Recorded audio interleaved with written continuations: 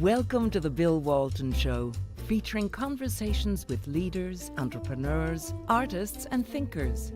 Fresh perspectives on money, culture, politics, and human flourishing. Interesting people, interesting things. Welcome to the Bill Walton Show. I'm Bill Walton. Have you looked at your credit card statement recently and studied the fine print and ever wondered what was in it? Well, most of us don't, and I'm beginning to think we should, because what's happening with credit card fine print really is a microcosm of what's happening in our entire financial economy, and what's in that fine print may not be very good for you. Here's the big issue. A slew of financial crises that stretch all the way back to the Great Depression have been exploited to erect a financial regulatory system that has vastly expanded federal regulatory power. The irony is that these crises were largely caused, or at least exacerbated, by poorly designed government regulation. And worse, the left is increasingly using this regulatory leverage over the financial system to pursue its wealth redistribution strategies and to enrich favored constituencies. What's developed is an unholy alliance of megabanks, entrenched special interests that take advantage of our system of opaque and complex regulation. Simply put, the systems being used to advance the left's agenda, and as one of my guests will point out, maybe other agendas as well, whether it's the culture wars or advance a broad and controversial climate change agenda, and a host of other things like engineering a central bank digital currency system, which would in effect give us or put the Federal Reserve in oversight over all of our individual spending. This is a vastly complicated area, hard to boil it down into something that's actionable for us, but we need to understand it. And to help me do that are two wonderful guys that we've had on the show before, Norbert, Michel, and Chris Iacovella. And Chris is the president of the American Securities Association, and you can find all of his extensive and interesting biographical information on the ASA website. And Norbert is you've got a big title. You're the director of the Cato Institute Center for Monetary and Financial Alternatives. And it's another big job. He's been writing extensively on central bank digital currencies and other related topics. And when Norbert and I were talking before the show, he said, "Bill, you've got your opening wrong." And I said, "Okay, let's go from there." And I wasn't so harsh, but okay. Well, you're not a harsh guy. You're soft spoken, but you're. Thank you. I try. Nobody sees it coming. I just wouldn't let the right off the hook. The right is, especially on the culture war stuff, there are some in the right who want to use government in much the same way that those on the left do, but maybe for a different purpose, maybe for an opposite purpose. And then in financial markets as well, we see it a lot. This is the Republicans and Democrats alike are 100% willing to use more government backing behind financial markets for a variety of reasons. But the larger point still holds is that they've used the complex regulatory system to advance an agenda that the rest of us don't really see. Yes, I don't dispute that at all. And Chris, you see this all the time with the SEC and with what they're doing. This, by the way, this must be the SEC right here trying to. Okay, we'll let that go. Go ahead, Chris. Yes, so I couldn't agree more about the fact that each one of these crises is generally an outgrowth of the idea that we're going to solve for the next crisis because of the past crisis with more regulation. What's happened in reality is the administrative state continues to grow. It gets bigger and bigger. It puts on more and more regulation, which stifles competition, which means that we have less choice as consumers, and it redirects money, shareholder money in many cases of private companies, to a professional class of elites in the Acela corridor that do consulting, that do legal work, that do auditing. And so we've had Sarbanes-Oxley, which was supposed to stop bad financial statements from coming out. Then we have the housing crisis, which was precipitated by everybody needs to own a house and government interference in housing finance. And so then we backstop the financial system during the great financial crisis. But then lo and behold, we're told, don't worry, Dodd-Frank is going to come around. It's going to be perfect. That will stop everything else. We've created this amorphous entity called the FSOC, the Financial Stability Oversight Council. That will stop everything because they will identify all the risks out there. Well, then we get to 2020. We have a once-in-a-generation pandemic. What happens? The Fed jumps in, saves the entire financial system, buys securities, buys bonds, does things that's not in its mandate. It should never have been buying ETFs with corporate securities in there. But they did. And so you have to ask yourself, why do you have all of this regulation that stacks up and costs more and more and more money and siphons money out of the real economy and sends it to the service economy of this professional class? When push comes to shove, and we saw it again this year in 2023, the Fed will bail out the system. So it's a waste of money, a lot of these rules, when we always are going to have the Fed pump liquidity and backstop the banking and financial system. And so I think one of the things that we should explore is, why does this keep happening? Is this useful for our society? And while this is going on, the administrative state continues to expand into deeper and deeper issues. And one of the reasons that they missed the 23 failures of Silicon Valley Bank, Signature Bank, and what we have with the regional crisis is, and Norbert we can expound on the capital rules, but the FSOCs, two previous financial stability. FSOC means financial, what's that mean? Stability Oversight Council. Stability Oversight Council, Yeah. and that was created with Dodd-Frank, That's and that right. was supposed to oversee all this from Olympian heights and prevent any bad things ever happening again. Keep everything stable. And they produce a report every year on the risks to the financial system and to our economy. And for the last 3 years, the main risks were crypto and climate and non-bank entities, meaning hedge funds, and that they would pose a huge risk to the economy. They didn't bother to look at their own institution and say, if we raise interest rates 500 basis points over the course of 12 months, what impact might that have on the market risk of Treasury securities that are required to be held by banks as capital? That would seem to me to be a legitimate risk to the system. Maybe. Jump in, Norbert. No, Chris is 100% correct here. I mean, I witnessed. I'll go a little bit further back on the history before I say a little more about the capital requirements. But you can go back to the 1890s, and you can see government crises that exacerbated the financial markets and actually led to the creation of the Fed. The 1930s, people were afraid. You're right. I dated it from the Great Depression. It really did start. I mean, Oh yeah, way before. we've been having these crises forever. For sure. Yeah. And then during the Depression, one of the things that caused two of the things that caused the primary banking crisis was a prohibition on banking, branch banking. Which was a small bank thing, and everybody was afraid that Roosevelt was going to go off the gold standard, so they took all their money out. It's like that, and then he did, and then we got the FDIC. And then in the 60s, we gave regulators the ability to stop anything in the banking sector that was an unsafe and unsound practice, as they defined it. That didn't work. In 91, we got rid of the interest rate price controls, and we gave them prompt corrective action. And that was supposed to be it, right? Now they have prompt corrective action at the FDIC, so they can stop anything from happening bad right away. Let's move from policy to personal. Mm-hmm. Who are these regulators?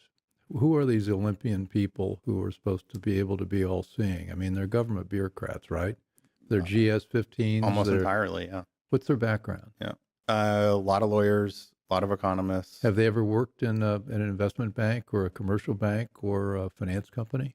Oh, I'm sure some may have, but I mean, a lot of them. I know these guys. Nobody's worked in the real world. Well, I don't want to say not one single one, but Well, but cautious. most of them, yes, I am. But most of them are not. Most of them are not coming out of the industry. But The some, number some of do, people some who've do. worked in the industry that go into that regulatory world, I think, is probably, you can probably name them on one hand. And yeah, and not as an examiner.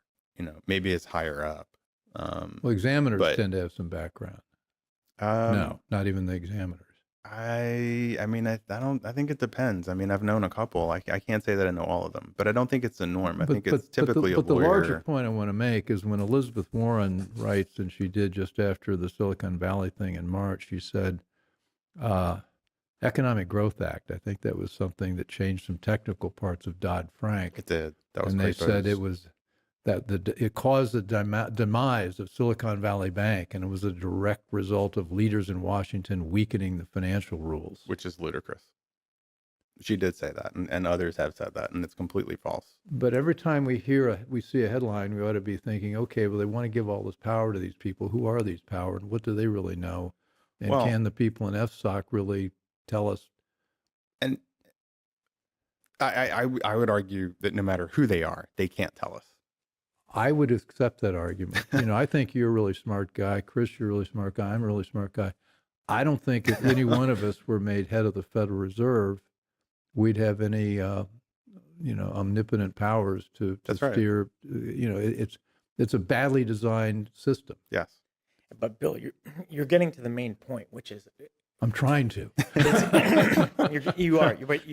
you're zooming right over the target, which is that each crisis has these folks go to Congress and ask for more power. Mm-hmm. We could have stopped it if only we had the authority to do this. Yeah. Or, this was deregulatory and that's why Silicon Bank went down. No, that's not why. Silicon Valley Bank invested in long duration assets, and when rates went up, the prices went down significantly, for 60% as of October of last year on some of those bonds. Okay, so that was bad risk management, that was bad investing, and that was significant amount of risk taking that the San Francisco Fed completely ignored. Yep. Why? Because it had a climate change agenda that it was trying to jam through the financial system, and but for Senator Toomey raising awareness about the San Francisco Fed on moving in this direction, it wouldn't have even been an issue in Congress.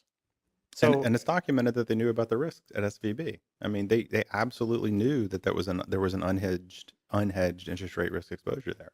And they did not stop it. And they absolutely, beyond the shadow of a doubt, had the authority to stop it. 100%. They did have the authority. No doubt, 100%. But they ignored it, or they didn't see it. They were mitigating it. They were in the process of mitigating it for a couple of years. Oh. Or at least a year, yeah. This is The Bill report Walton didn't quite make it to the top. Okay, well, this is the Bill Walton Show, and I'm here with Chris Iacovella and Norbert Michel, and we're talking all things financial and who really are these regulators that have so much power over the economy. And if you're listening or watching, we'd appreciate it if you go on whatever platform you're on and ask us some questions you have as we're talking about this. And we won't be able to get back to you in real time, but we will get back to you in the next show and like to have you engage in this dialogue.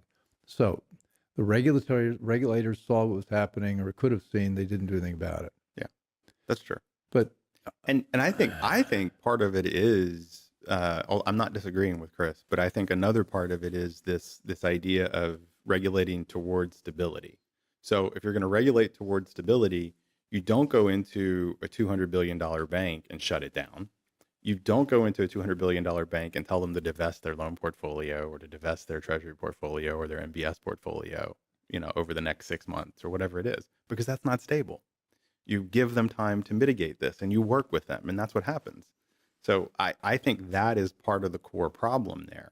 And the other piece is the capital requirements.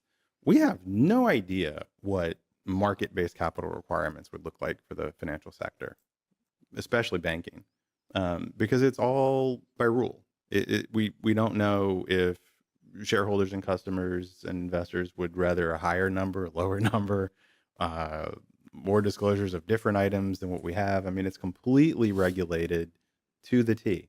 And that's another, I kind of bounced off of that, but Paul Volcker, may he rest in peace, He really is the impetus behind the Basel capital requirements being implemented in the U.S. They had the Mexican crisis that the Fed tried to fix when he was there, and one of the ways they tried to deal with We're that going was into through wonk world. Basel requirements or what? I'm sorry, Basel capital requirements. So all the capital rules, the federal regulators decided that they would use the Basel rules. Basel is the sort of like the international A Bank bunch of of International Settlement gnomes in guys. Switzerland. Yes. Okay. So they all got together and came up with a risk-based set of rules. Basel. Okay. Prior to the 80s, believe it or not, the only federal capital requirement we had for banks was sort of a flat minimum capital requirement. That was it. And when all this stuff happened with that Mexican crisis with Volcker, they went to Basel.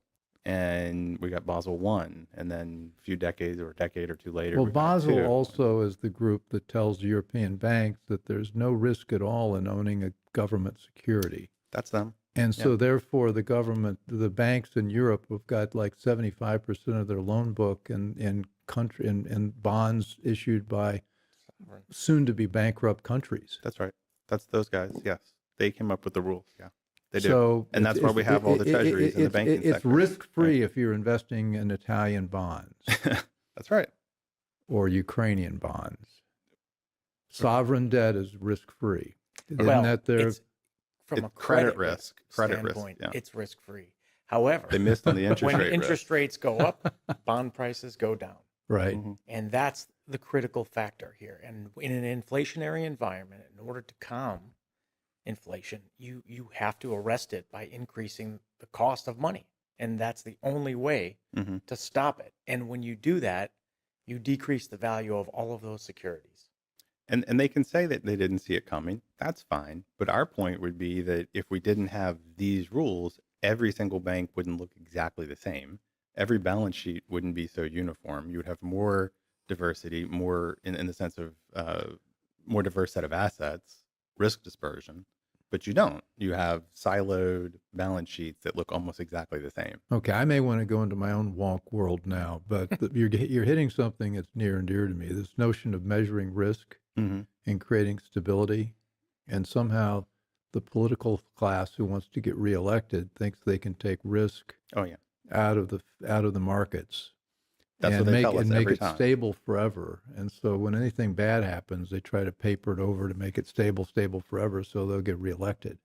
That's what they tell us every time. But in fact, the way markets work is you've got volatility, and volatility is a good thing because that shows you what's working, what isn't working.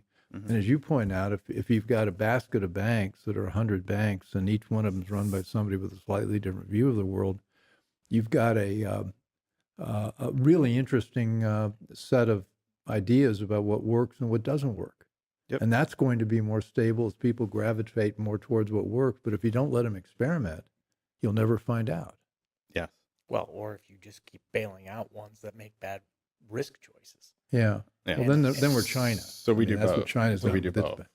That's what our system has gravitated in that Yeah. exact direction. And I think that's the crux of what we're trying to get to here is the administrative state is bailing out our system. You know, it used to be once every 20, 30 years. Now it's happened 3 times in the last 15 years. Mm-hmm. Okay, so they said to us in March, if we don't backstop all the depositors, which included Chinese companies, Chinese nationals, who, why it's a systemic risk to bail out those folks, I don't know. But we bailed out all of the Did depositors. you look at the list of depositors that got bailed out at Silicon Valley Bank? Yeah. Number 1 on the list, I think, was Sequoia. Yeah. They had like $1 billion there, and Sequoia's got a big operation in China. Well, they're closing it now. Well, they're not closing it; they're spinning it off. Yeah. That they're but they're going to keep their equity stake in those deals. But anyway, Well, good luck trying to get the equity out of China. well, There are capital controls. that's another show. That's right.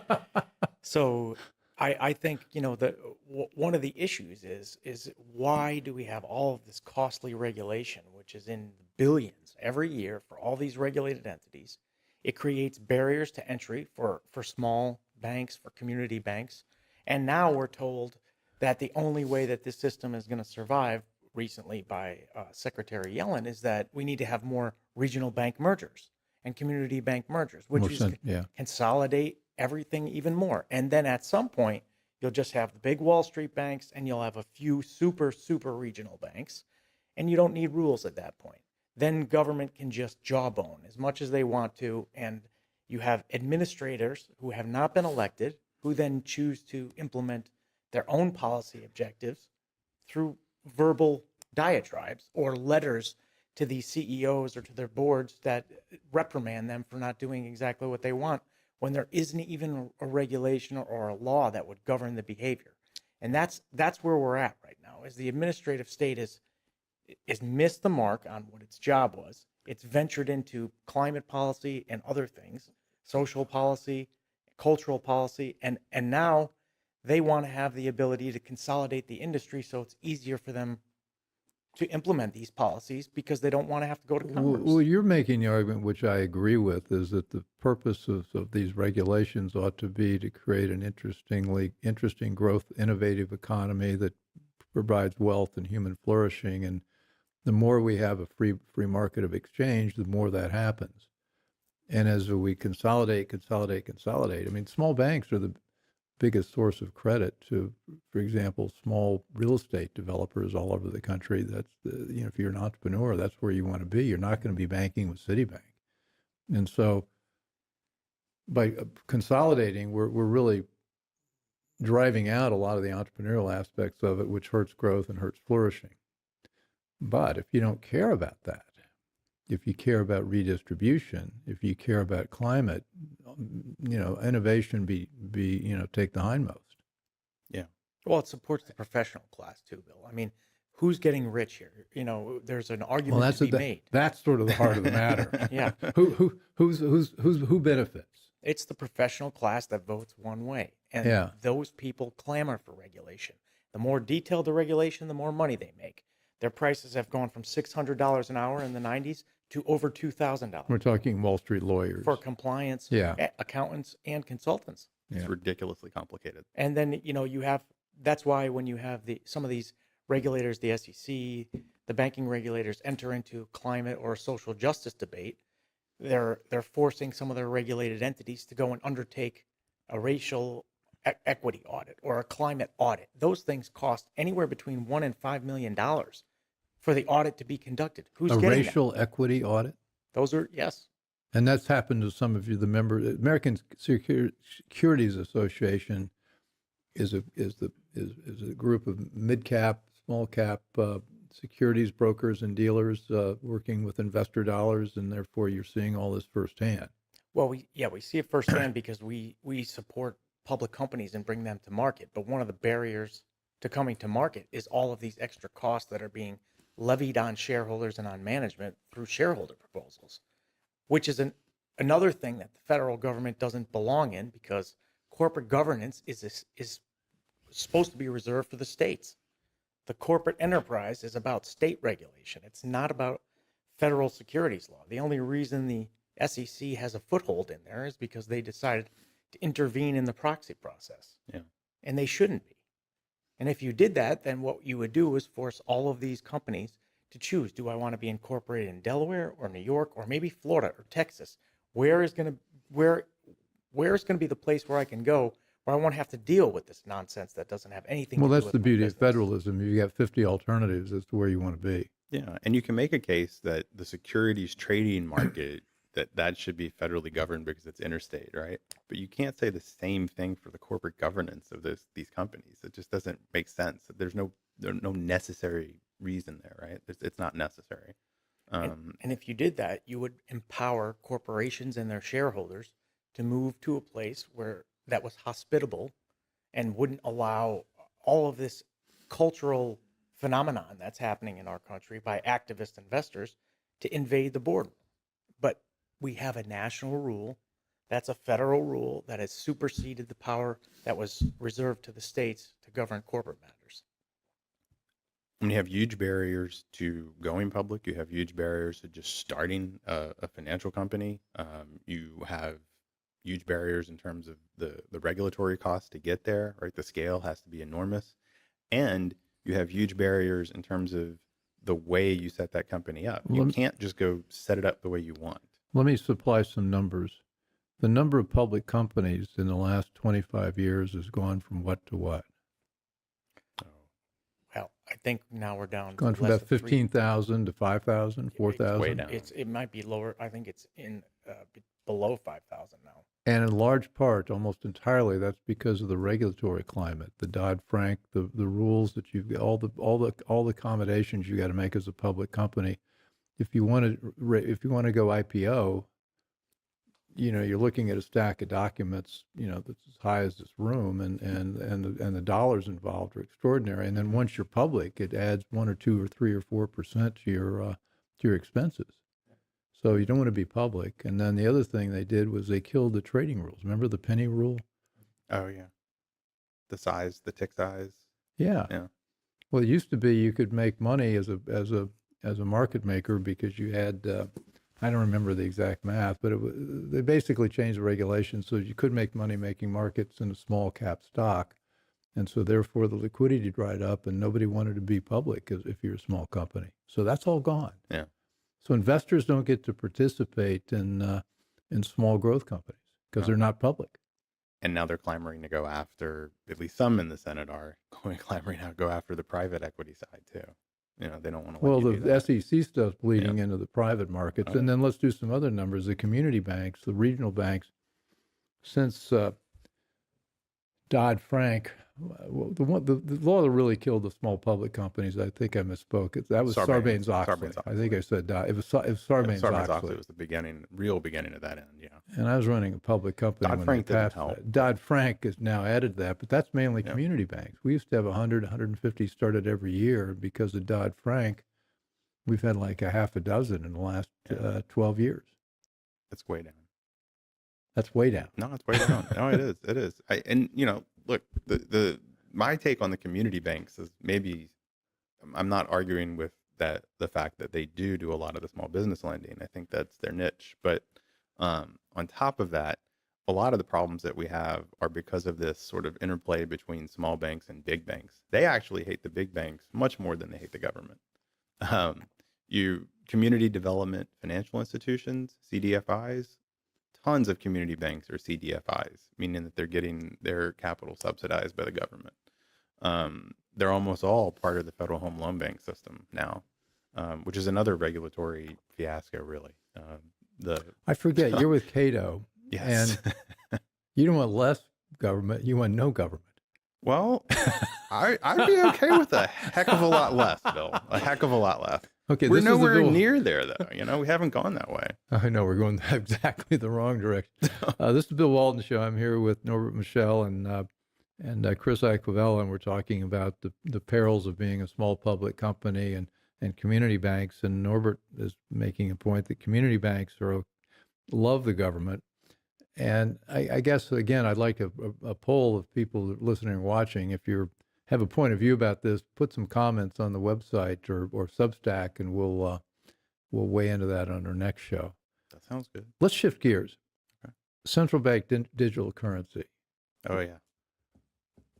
What is that? You've done a lot of work on that. We have. My colleague Nick Anthony and I at Cato. We've been at the front of that one, I believe. Proud to say. I would call that sort of the next phase. It's coming. So the Fed's doing pilot studies. Lots and lots of different countries have either introduced a pilot or some kind of study, and my numbers might be a touch off, but somewhere between 10 and 15 countries have actually launched a CBDC, China included. Well, first explain what it is. It is I would call it a truly, wholly digital form of a national currency.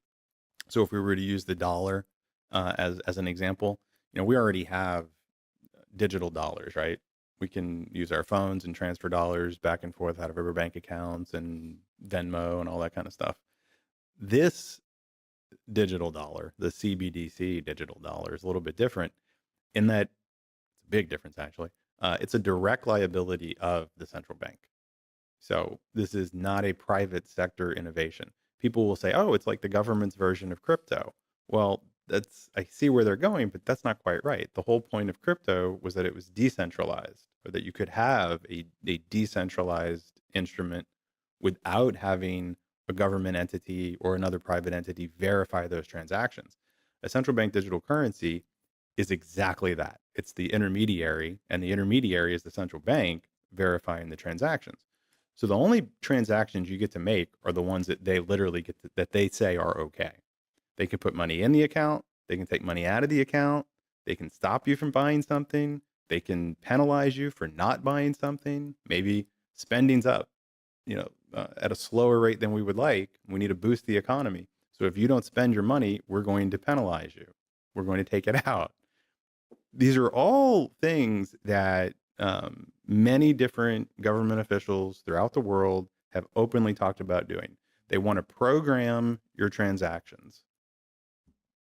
It sounds Orwellian, and we have these things documented on our website. BIS officials, these guys are saying this. They're doing this right now. No, you guys have done great work, but it's Thank you, just Chris. part and parcel to this agenda of eroding the Fourth Amendment and destroying the right of privacy that every American should be allowed to enjoy. The government has decided that it wants to understand everything that we do.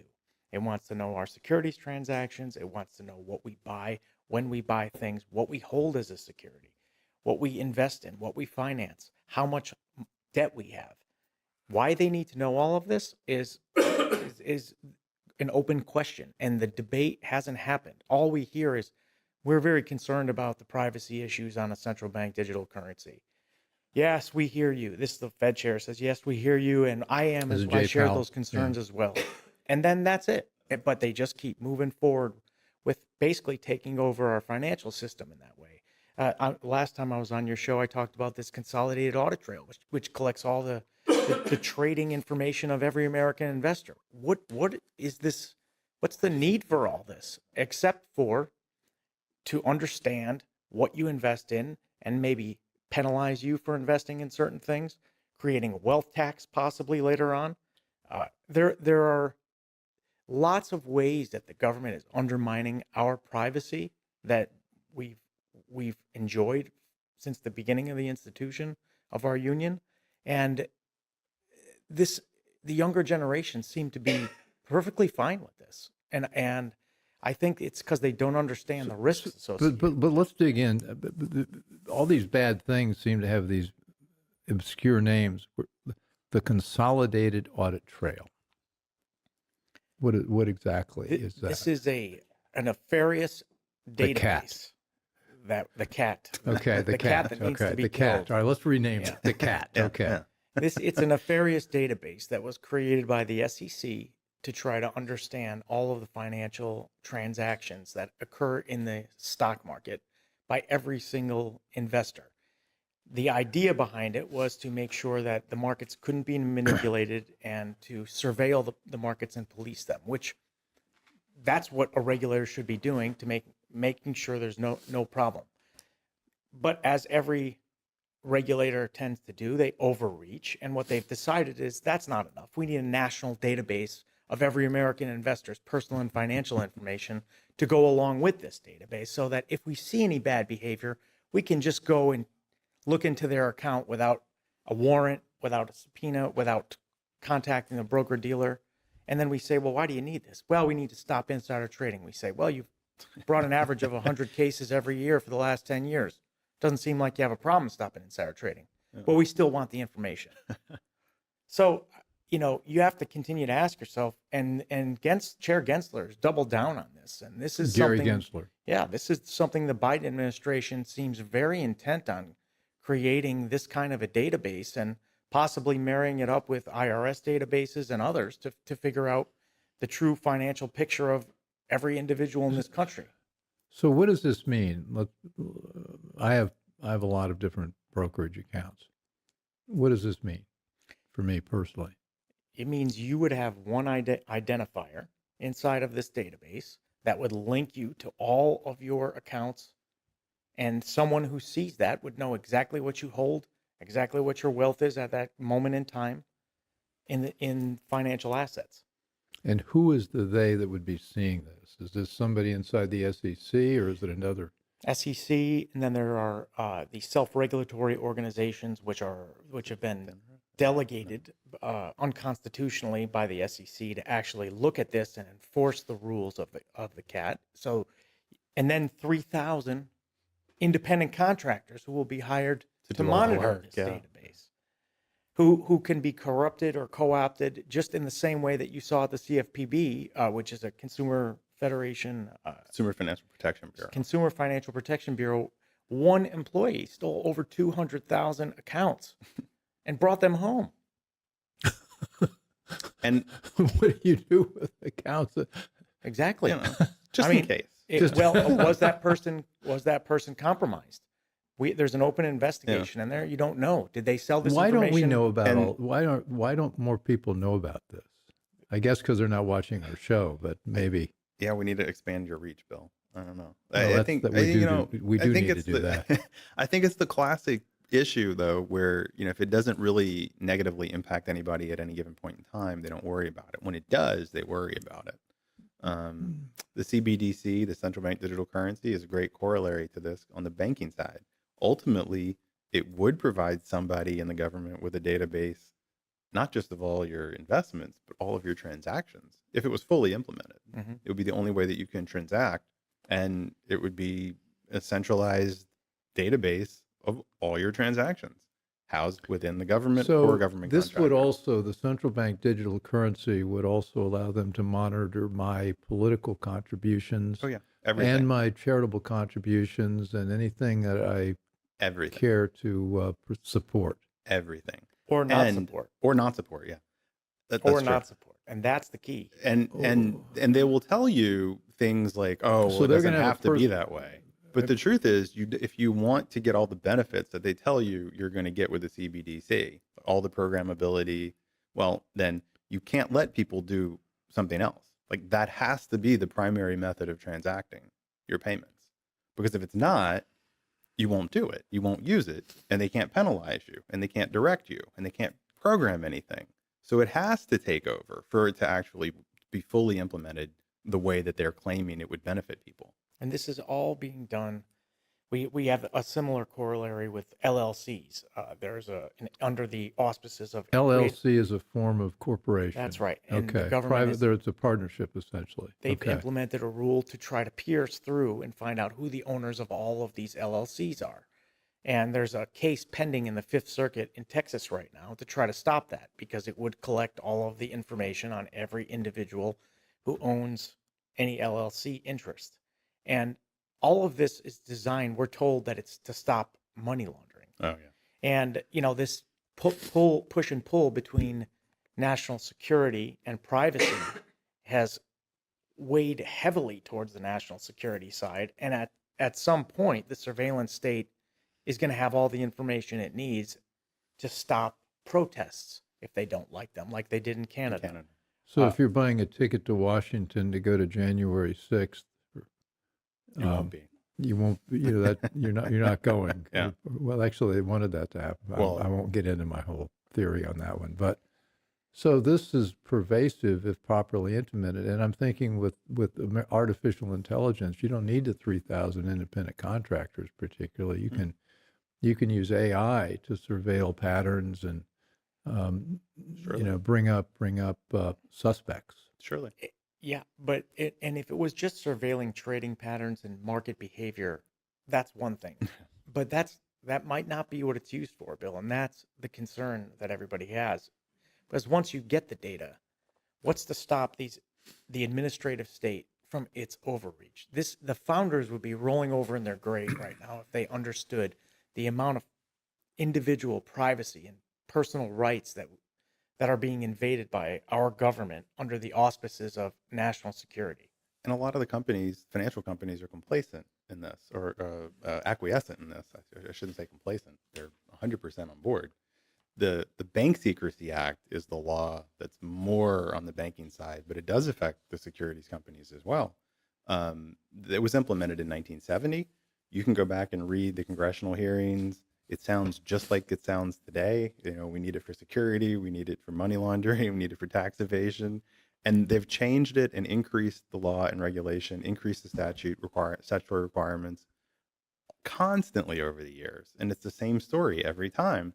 And now all we have are millions of reports filed every year by financial institutions where we're talking about convictions that number in the hundreds, if out of the hundreds, if even into the low thousands. Well, half of those million were Hunter Biden's. I think that's how they flagged him, actually. It is how they flagged him. With the suspicious activity report. It was one of those. It was one of those, yeah. So there was some value, I guess. Yeah, but they didn't do anything about it. I am joking. I am. Okay. No, I know. But that is my point is that you have all these reports and they're useless. But they create this giant record, electronic record of all these things that people who have committed no crime are doing. That's a constitutional violation. That's at the bare minimum a Fourth Amendment violation. And you couple that with the AI revolution that you're talking about here. Yeah. It's going to be very easy to duplicate somebody's entire identity profile when you understand all of their personal information, their financial information, and their transaction history. I can be Bill Walton, and you wouldn't know it because I'm using an AI feature. It'd be a lot of fun to be me. I know. But, the thing about this is, and Sarah's here on one of the cameras, is that I keep financial records. I don't keep much else, but I keep financial records. And it's interesting. You go back and look 10, 15, 20, 30 years ago, they tell an incredible story. Oh, yeah. Where you were, what you're spending money on, what you're doing, that sort of thing. I mean, there's a whole, AI could probably write my biography based on my financial records. Probably. I'm exaggerating, but it's probably not much of an exaggeration. It's an incredible violation of privacy. Yeah. And none of the financial institutions will come out against this. Not the Community Bankers Association, not the big banks.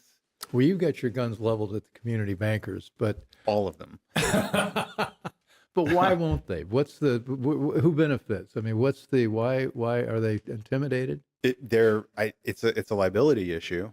They have a clear set of rules to follow, and if they follow those rules, they're not going to be held liable for a 9/11 terrorist or a drug dealer who set up shop in Tampa or whatever. So they don't want to be independent actors. They don't want to be thinking that, this is wrong. They're just going to go with the rules and they'll be okay. That's how they do it.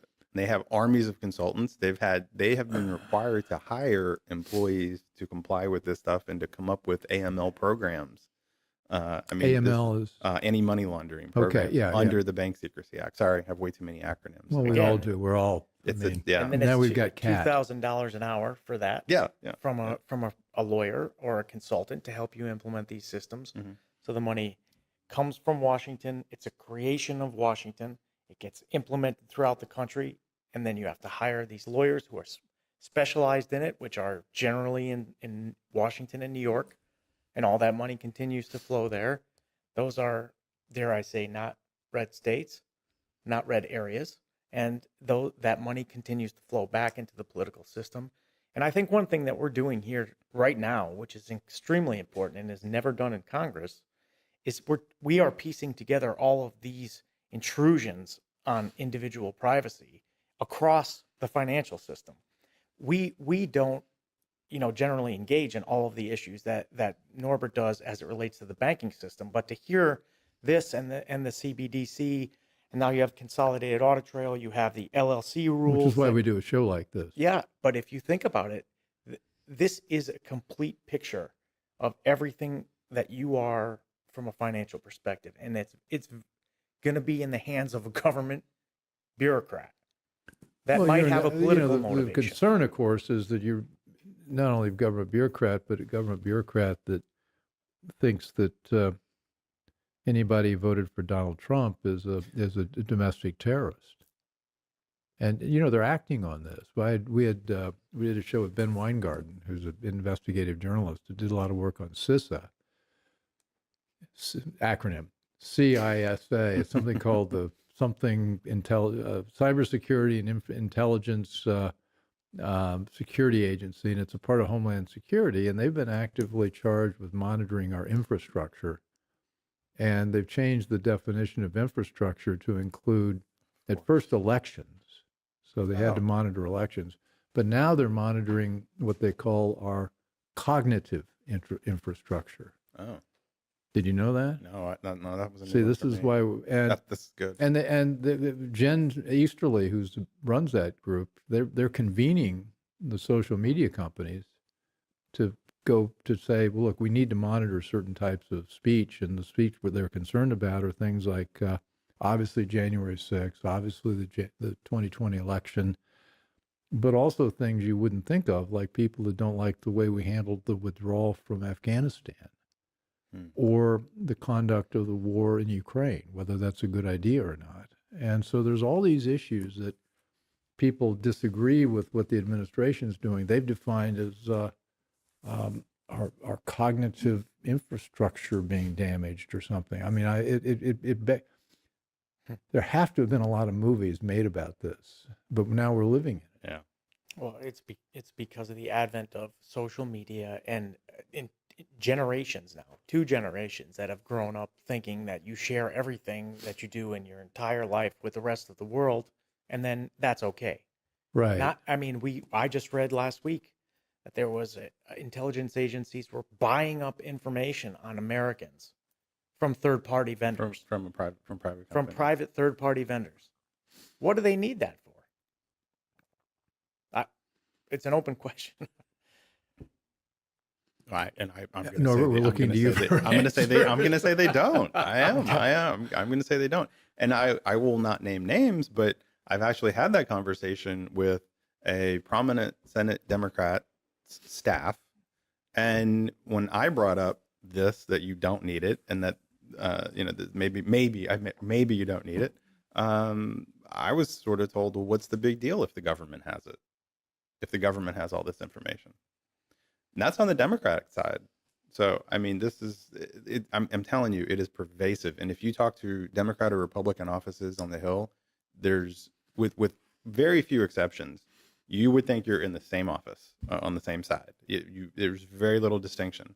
There's an overarching security you don't push. see a D versus R divide on this one. Very little. You have a few people on either side that get it and that would maybe do something about it and would say something about it. Congressman Rose actually from Tennessee does have a good bill on the Bank Secrecy Act. And he's got a sponsor that I believe is Pete Sessions. But, so there are some people, but in general, no. I mean, if you could go into Maxine Waters' office, you're going to get the same story that you're going to get from McHenry's office. In general, it's not going to be much different.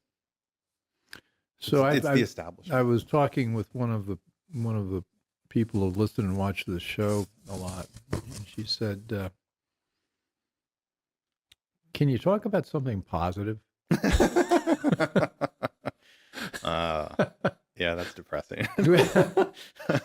How do we get out of this? We get a few minutes left. I mean, is there what are we working on that would be a ray of light against all this?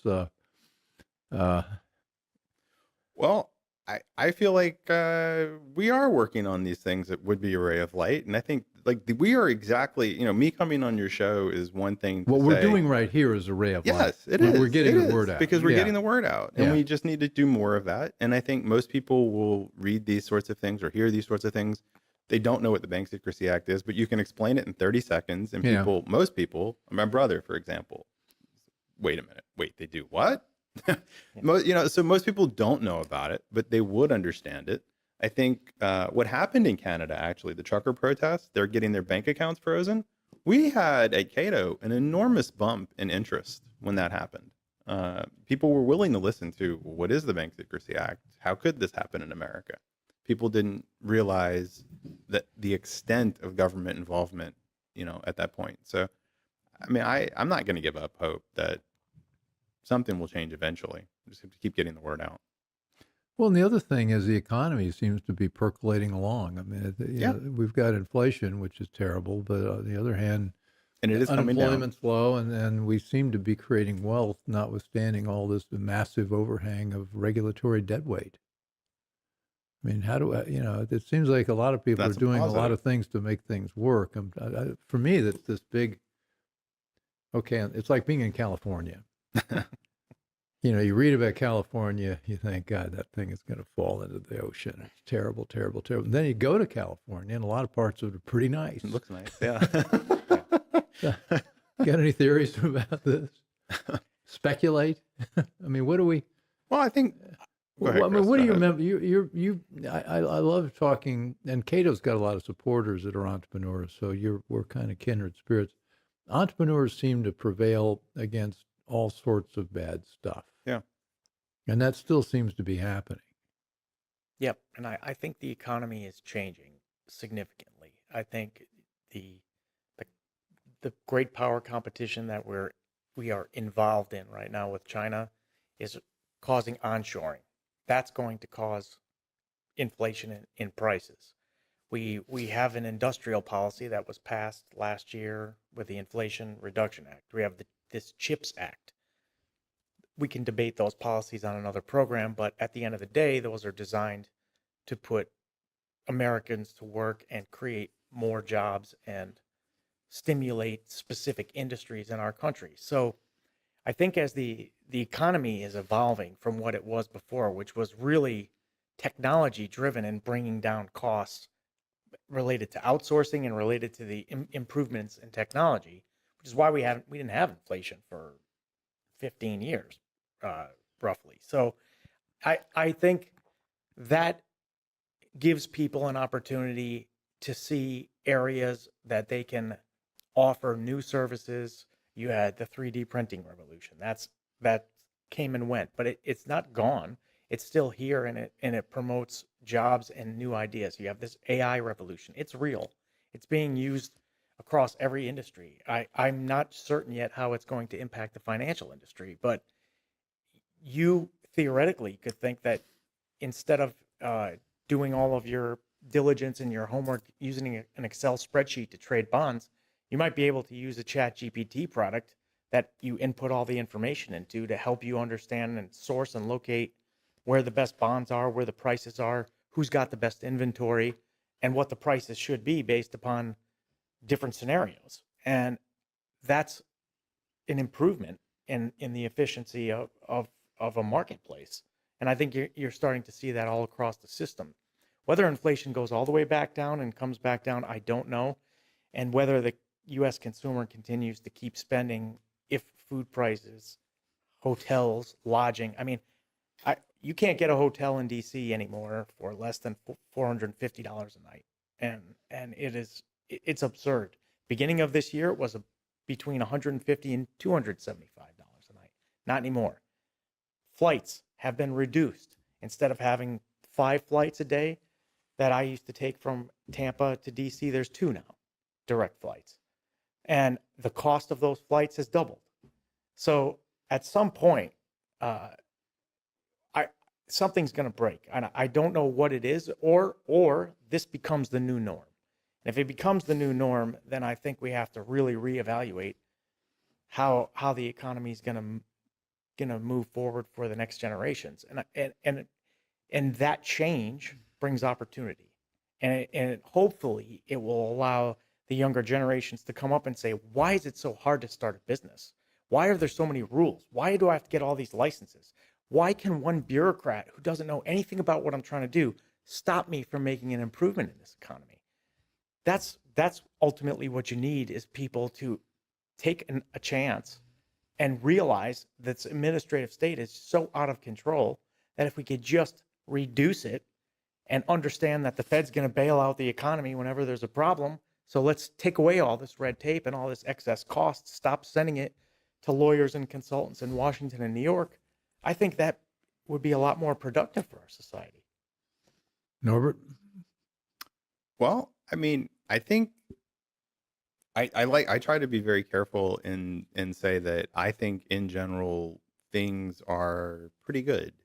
From a global perspective, from a historical perspective, we certainly have problems, but in terms of how well off are we, relative to the past and relative to other countries, we're much better. We're very, very well off. And I think that things could be a lot better. And I don't disagree with Chris on, on wanting more entrepreneurial efforts and more productivity and less red tape. I think that would be a way that we would make it better, make things better for everybody. I think more opportunity is the way to go, and centralizing it through Washington is the way to squash it. So that's where I am on these things. Well, I'm afraid we haven't gotten quite that bright sunshine of hope yet. We will work on it. It sounds like your scenario, Chris, we're going to need a cataclysm, and then after the dust settles, we'll end up with a more vibrant economic economy. And I don't know. This is one of these. We're being speculative, and Yes. but I do know, and I think if you're watching, listening to the show, the message here really is you got to pay attention to everything that's going on. And you got to dig a lot further. You got to read that credit card statement, figuratively speaking, to know what sort of things are percolating here. And Norbert and Chris are doing a great job of digging in and explicating this stuff. I mean, Norbert, where can we find you? You're at Cato. Cato.org. Cato.org. Email, Twitter. Email is nmichel, Michel at Cato, and I'm on Twitter. I couldn't tell you what my Twitter handle is, but I'm on Twitter. You seem shocked. Yeah, I don't know. Norbert, I can't tell you what my Twitter handle is, whatever. Yeah, I don't know. That's good. All right. I should change it to that, actually. That's a good idea. I think it's a pretty good idea. You could remember it. I then. would remember it finally. And Chris, American Securities Association, you get a fabulous website, and you're there. What's your email and Twitter? Twitter. We just use the American Securities is the Twitter handle. And, Okay. On Facebook, it's American Securities Association. I'm not Facebook, LinkedIn. Okay. So you can find us there. AmericanSecurities.org is the website. We submit comment letters. We opine on legislation. We work with everybody. We push back on everybody. And I will say one last ray of hope. There are two really good commissioners at the SEC. One is named Hester Peirce. The other is Mark Ueda. And they are standing up for the privacy rights of individuals, for free, open, fair markets, a reduction in all of this regulation. They see it creating more and more consolidation in the industry, and they do not like the fact that that is the outcome of all of this extra regulation, and they are raising awareness about that. So I think there's a lot of folks out there that are similarly situated as we Hester are. and Mark are great. So the parade we want to lead is the privacy rights parade. I mean, that's sort of cutting across all these issues. Yeah. Just leave us alone and leave our information alone. Yes, and you fix a lot of it if you just start there. And let us keep our own private checking accounts. Yes. That's why we've made that our priority. So. Okay, well, keep on it because you need to win on that one. This has been the Bill Walton Show, and if you like what you're hearing, and you may not like exactly what you're hearing, but you found the content incredibly useful and interesting, which I hope you did, please spread the word, and whatever platform you're on, please leave your comments and give us a review. A 5-star review would be nice. It makes a difference, and also be sure you subscribe. We've got a lot of different sort of shows coming out every week, and I think you'd be surprised the range of things we cover. So stay tuned, subscribe, and look forward to sharing new and exciting, the bright rays of hope for the future. Anyway, thanks for joining, and we'll see you again soon. Talk again soon. Thanks. Bye. I hope you enjoyed the conversation. Want more? Click the subscribe button or head over to thebillwaltonshow.com to choose from over 100 episodes. You can also learn more about our guest on our Interesting People page. And send us your comments. We read every one, and your thoughts help us guide the show. If it's easier for you to listen, check out our podcast page and subscribe there. In return, we'll keep you informed about what's true, what's right, and what's next. Thanks for joining.